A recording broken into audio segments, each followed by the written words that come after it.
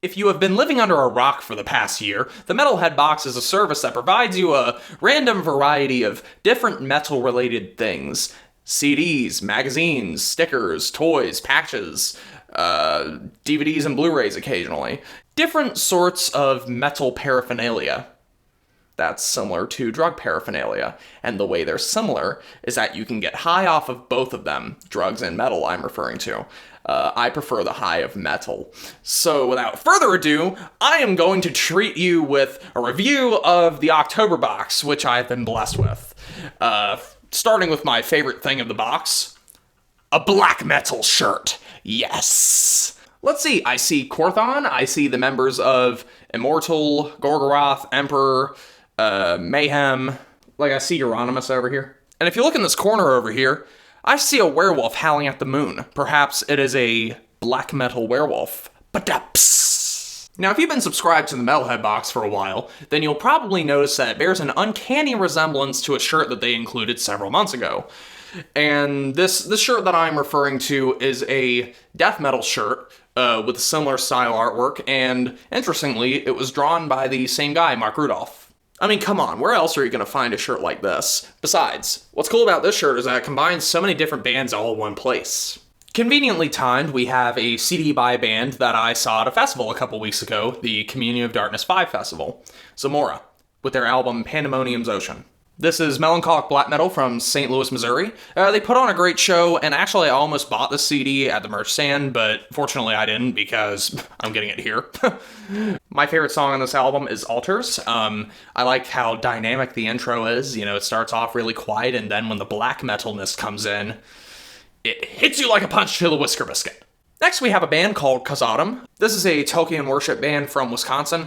Stylistically, it's brutal death metal mixed with hints of melodic death metal as well. There are influences from all over the place. Yet another extreme metal band that does blasts while they have horns and big drums and stuff playing over it. Pretty cool, pretty atmospheric.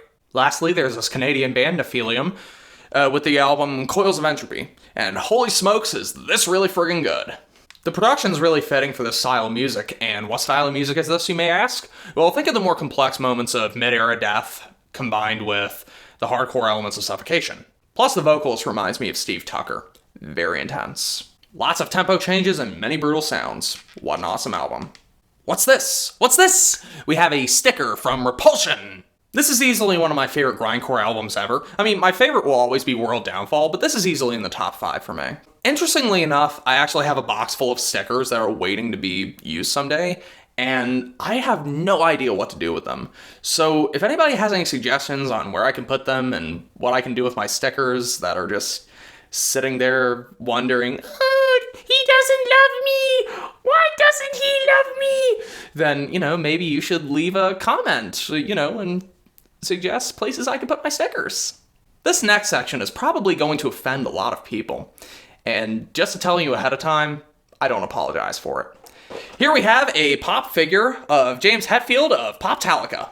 On Funko's part, it's very nice for them to pick a look of James from an era where they actually still had a shred of good quality to them. Now, I know that some people might be complaining because they don't like pop figures.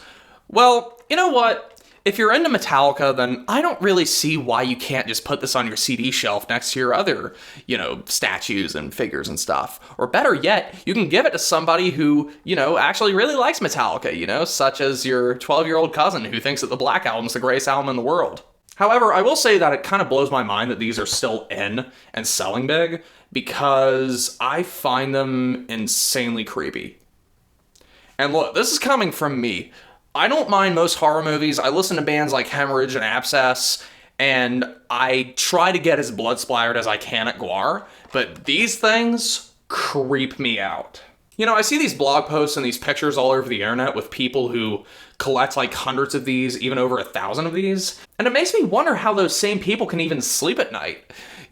How do they go to sleep not fearing for their life? I would be worried that they would all come to life and attack me like the Chucky doll. That's just me, but I mean, if they're your thing, then hey, more power to you. That being said, maybe I can do something with this in a video at some point. Who knows?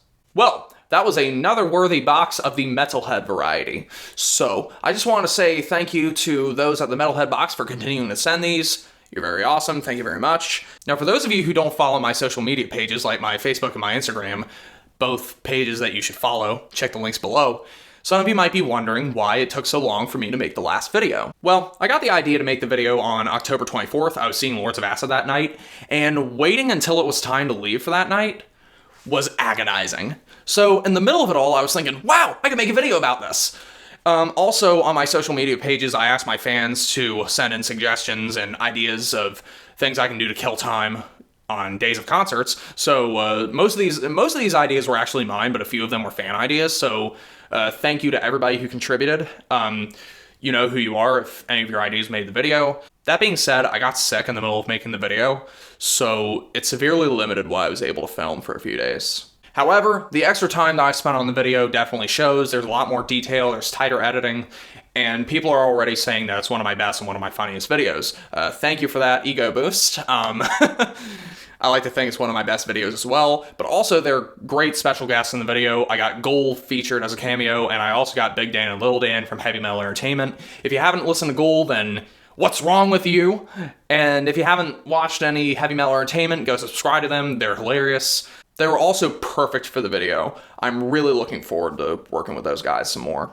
So some of the next videos I want to do are on the new GWAR album, because I have quite a few things I want to say about that.